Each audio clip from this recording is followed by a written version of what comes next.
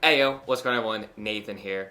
So, let me set the scene for you real quick. You've recently gotten your first camera to start filming YouTube videos with, and now some time's passed, and after getting to know your camera a little better, maybe you're getting better at the filming side of it or the lighting side of everything, now you've decided to finally upgrade from the kit lens that came with your camera to something a little better that'll allow you to get more out of your camera. Well, this is exactly what happened to me, and so after using the 15 to 45mm kit lens that came with the Canon M50, which I'm filming with right now, I finally saved up enough money and invested in a lens that will take my types of videos, which are primarily talking head videos like you see here, to the next level, and that lens is the Sigma 16mm f1.4, and this lens has already been amazing for me. So in this video, I'm going to compare the 15 to 45mm kit lens that comes with a bunch of Canon cameras to the Sigma 16mm right here, and I want to keep this in as simple terms as possible to not overwhelm any other new YouTubers out there with a bunch of crazy specs. I'll actually save that for a future review, but I want to show you firsthand just why the Sigma lens might just be the best lens for new YouTubers out there. So this footage that you're seeing right now is going to be like my control test where I'm filming with the 15 to 45mm kit lens with my typical YouTube setup with my normal lighting that I have and my average camera settings that I use with this lens. So currently my camera settings are at an ISO of 200, an aperture of f3.5, and a shutter speed of 1/60. So what's so great about the Sigma lens is that it has the capability of allowing you to use better camera settings and therefore have higher quality video. So the two settings that this really allows you to maximize are your ISO and your aperture. So I personally follow the rule of thumb of doubling your shutter speed to your frame rate. So because I film on 30 frames per second, that means I also film with a shutter speed of 1/60, just because it gives it a nice fluid motion, and I really like that. So it doesn't matter which lens I'm using, I'm still filming at the same shutter speed. But just to really understand the true benefits of this lens over the kit lens, I want to run through quickly what ISO and aperture mean and do in terms of recording video. So essentially ISO is the brightness of your camera footage. A higher ISO means that your footage will be brighter, and a lower ISO means your footage will be darker. But there is a trade-off to ISO. The higher it goes, the grainier and the more noise you'll see in your footage, and the lower it goes, the more clear it gets. So essentially, you always want to film at the lowest ISO possible without it getting too dark to use. So for example, right here in my control footage, I'm at 200 ISO, and I'm going to lower it to show you what it does to the footage. So I'm going to go down to 100, and this is the lowest my camera goes, but you can see just how dark the footage actually got compared to the 200. So I don't film on this, even though it's technically a higher quality footage now because there's less grain. It's just too dark for this lens to handle, and the footage really just doesn't look that good being this dark. Okay, so now I'm going to go back to my control settings, which is at 200 ISO. So now the second setting that the Sigma lens really allows you to maximize is getting the aperture of your camera. So aperture is the opening inside your lens that controls how much light gets in to hit the sensor.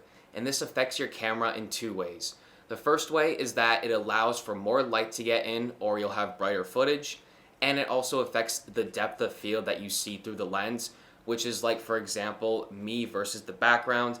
The background is more blurry than I am because of this aperture that I'm filming at. So I know that this makes no sense, but the lower the aperture number, the larger the opening inside the lens gets. So for example, right here, the lowest that the kit lens films at is 3.5, but it can increase to 6. So the 6 has a smaller hole, which means that less light will get in. So here, I'm going to increase from the control, 3.5 to 6 right here. And when I do that, you can see now that I'm at 6, it got a whole lot darker, and that is because the hole that controls the aperture inside the lens shrunk down. So specifically for my types of videos, I try to film at the lowest aperture because not only does the lower aperture let in more light, which is to me always a benefit. And so for depth of field, here's an example. When the camera focuses in on this lens, you can see that my head and my hair have now gotten more blurry than what it was before. And so a lower aperture number will give you a shallower depth of field, which means that my head and my hair would have been even more blurred out. And this is something that I'm looking for in a lens personally because I think it makes it a little more cinematic and allows the viewer to focus in on me more so than with a higher ISO. Okay, so this footage that you're seeing right now is from the Sigma 16mm lens with the exact same settings that I just had on the Canon lens. So I'm at an ISO of 200, an aperture of f3.5, and a shutter speed of 1/60. So one thing that I do want to point out is that this lens is a prime lens, which means that it doesn't have a zoom option. It has one focal length at 16mm, while the Canon kit lens has a variable zoom, which goes from 15mm up to 45. The lower the number is, the 15 versus the 16, the wider the shot is. So because this is 16 and that one's 15, the Sigma lens is ever so slightly like tighter in versus that one.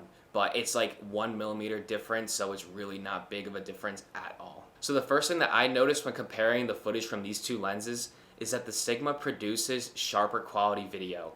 And what I mean by that is like I can see like the detail in my skin a little more, and just everything looks a little crisper, and I really love that about this lens. Gets me excited to film with it more. And so you can see for yourself, here's a comparison of the two lenses side by side with the exact same settings and no additional adjustments in post-production. So this right here is where the Sigma lens really helps you benefit from your camera settings. So because this has a lower maximum ISO at 1.4 versus the Canon's 3.5, when you lower it, you can get more brightness out of your camera. So I'm gonna go over here, go from 3.5 down to 1.4 right there, and as you can see just how much brighter this footage got. And so to go hand in hand with that, right now, because this is a brighter footage, you can go to your ISO and you can lower that to help reduce the grain in your video. So I'm going to go from 200 right here down to 100, which is as low as my camera goes, and this is still way brighter than what the kit lens could ever produce. And so for example, I can even turn off like this little ring light that I have right here to light up like the other half of my face. So even with like technically worse lighting, I can still get brighter, sharper footage out of this lens than I could ever get out of the kit lens that comes with my Canon M50. Okay, let me just turn that back on.